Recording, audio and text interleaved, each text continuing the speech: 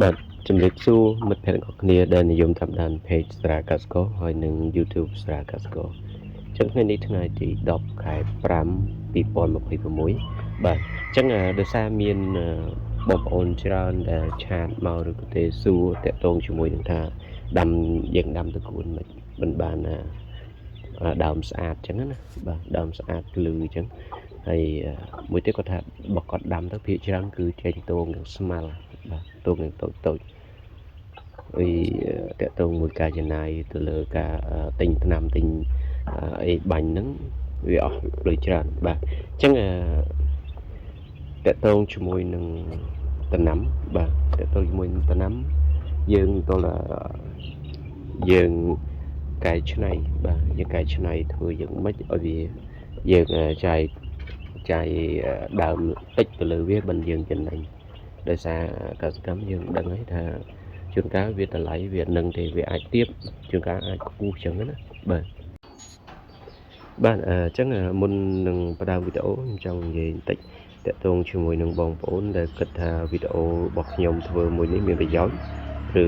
មានប្រយោជន៍ជារួមបាទសម្រាប់ជាជនទូទៅហើយនឹងសម្រាប់អ្នកដាំបន្លែបាទប្រភេទបន្លែទ្រាប់បន្លែស្ពៃបន្លែអីហ្នឹង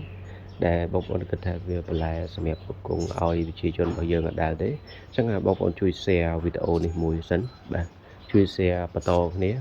កុំយកចូលក្នុងបន្ទប់ទឹកឲ្យលួចមើលតែឯងណាបាទដូចមិនដូចបំណមណាបើបំណមគាត់ថាយកបិទទ្វារក្នុងបន្ទប់ទឹកចិត្តហើយចាំចាក់វីដេអូគាត់ស្ដាប់បើវីដេអូខ្ញុំនេះ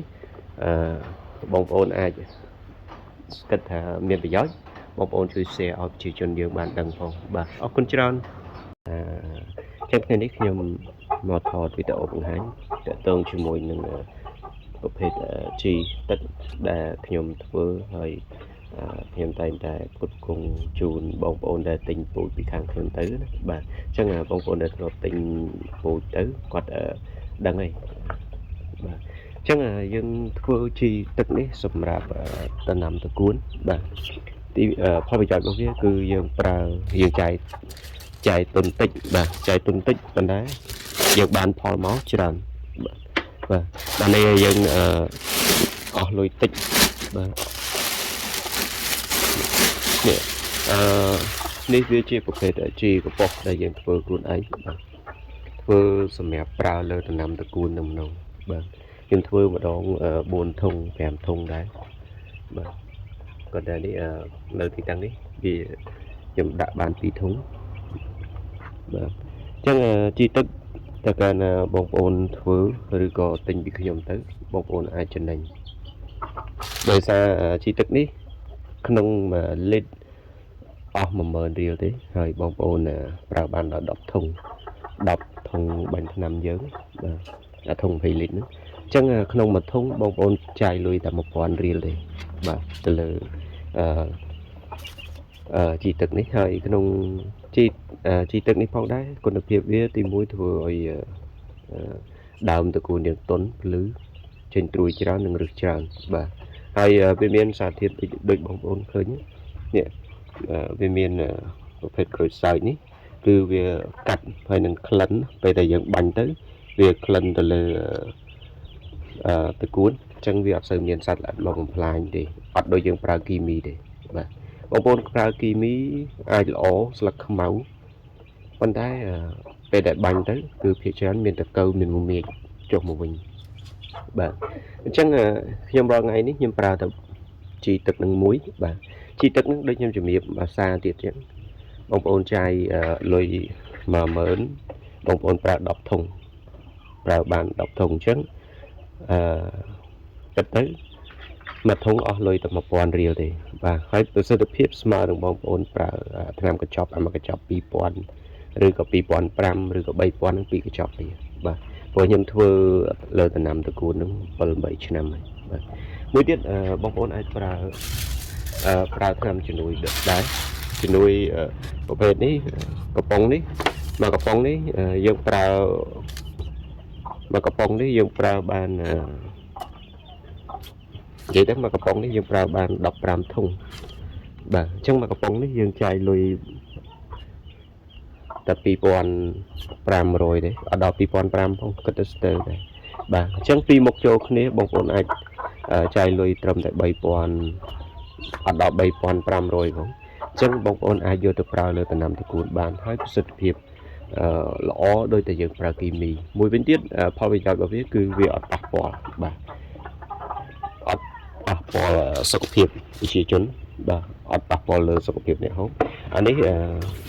នៃប្រភេទជីកប៉ុសនេះបងប្អូនឃើញអានេះខ្ញុំយកលាយទឹកឲ្យមាន់ផឹករាល់ថ្ងៃបាទព្រោះខ្ញុំចាំមាន់ដែរអញ្ចឹងយើងយក50cc ទៅលាយទឹកឲ្យកូនមាន់ផឹក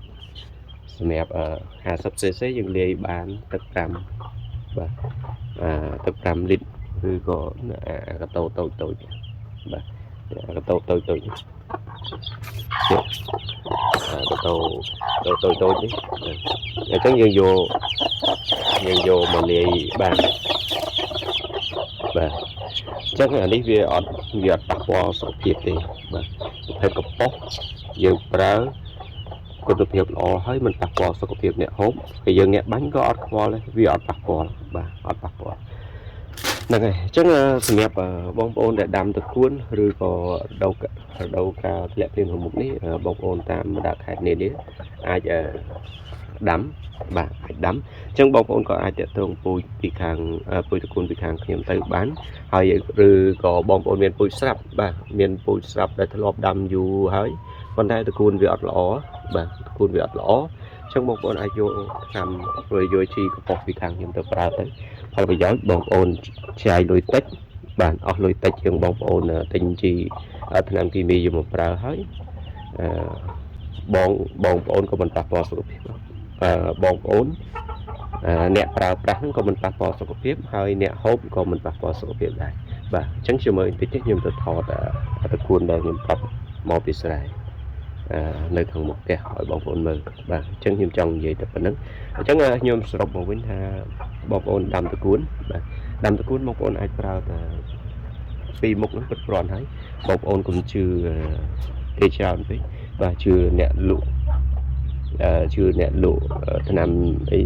វាអស់លុយច្រើនចឹងបងប្អូនងាកមកប្រើកប៉ុសខ្លួនឯងមកធ្វើខ្លួនឯងប្រើក៏បានឬក៏យកពីខ្ញុំទៅប្រើក៏បានទីមួយអានេះបងប្អូនចាយលុយអស់ដូចខ្ញុំជំរាបទេអានេះមួយធុង1000ទេមួយធុងបាញ់ថ្នាំយើងអស់លុយតែ1000រៀលហើយមួយទៀតយើងប្រើអានេះប្រភេទសរីរាង្គដែរបាទប្រភេទសរីរាង្គអញ្ចឹងអានេះក៏ទៅមួយធុងអស់2500អញ្ចឹងបងប្អូនប្រើពីរមុខនឹងចូលគ្នាអស់លុយតែ3500មិនដល់3500ផងបងប្អូនអាចបានផលច្រើនបាទបានផលច្រើនដោយតែយើងប្រើគីមីបាទអញ្ចឹងតោះខ្ញុំទៅថតឲ្យតកួននៅខាងមុខផ្ទះជូនបងប្អូនមើលបាទហ្នឹងហើយអញ្ចឹងនេះតកួនខ្ញុំកាត់សម្រាប់មួយបាទកាត់សម្រាប់មួយពេលល្ងាចយើងទៅយកមកឲ្យគ្របវាទៅវាក្តៅពេកខែនេះបាទអញ្ចឹងបងប្អូនមើលតកួនបាទហ្នឹងហើយនេះតកួនដែលយើងកាត់មកពីស្រែហ្នឹងហើយតកួននេះប្រភេទតកួនធម្មជាតិដែលខ្ញុំប្រើថ្នាំបាទប្រើជាកប៉ុសខ្លួនឯងហ្នឹងហើយវាស្អាតភ្លឺដូចតែបងប្អូនប្រើគីមីដូចគ្នាដែរបាទហើយវាមានស្រែខ្លះវាដើមធំដើមអីចឹងទៅខ្សែខ្លះក៏វាដើមតូចចឹងទៅដោយដីណាបាទអញ្ចឹងយើងអាចធ្វើក្នុងຂະຫນាតឬក៏ទ្រង់ទ្រាយធំបានដូចគ្នាបានដូចតែយើងប្រើគីមីដែរឲ្យតែយើងផលិតវាយើងធ្វើកប៉ុសហ្នឹងយើងមានសមាមាត្រមានការថ្លឹងសមាមាត្រវាត្រឹមត្រូវហើយយើងធ្វើវាយូរទៅយើងអាចប្រេកខ្លួនបានបាទអញ្ចឹងដោយបងប្អូនឃើញតកួនវាស្អាតដូចតែគ្នាទេបាទហើយពេលដែលយើងប្រើវាចំណេញលុយសំខាន់តកួនបងប្អូនប្រើអស់ដើមតិចបងប្អូនប្រកាសជាចំណេញបាទប្រកាសជាចំណេញច្រើនបងប្អូនប្រើដើមច្រើនក្នុងមុខរបរអាជីវកម្មហ្នឹងបងប្អូនប្រកាសជាចំណេញតិចបាទវានឹងវាសមាមាត្រទូទៅបាទហ្នឹងហើយអញ្ចឹងនេះខ្ញុំគ្រាន់តែចង់បង្ហាញបងប្អូនប៉ុណ្្នឹងទេហើយចំពោះបងប្អូន មិនតាន់បានចុច follow page ស្រាកសិករឬក៏ចុច subscribe លើ YouTube ស្រាកសិករនេះបងប្អូនអាចជួយចុច follow ឬចុច subscribe បាទអរគុណច្រើនជូនពរបងប្អូនអរគ្នាសុខសប្បាយ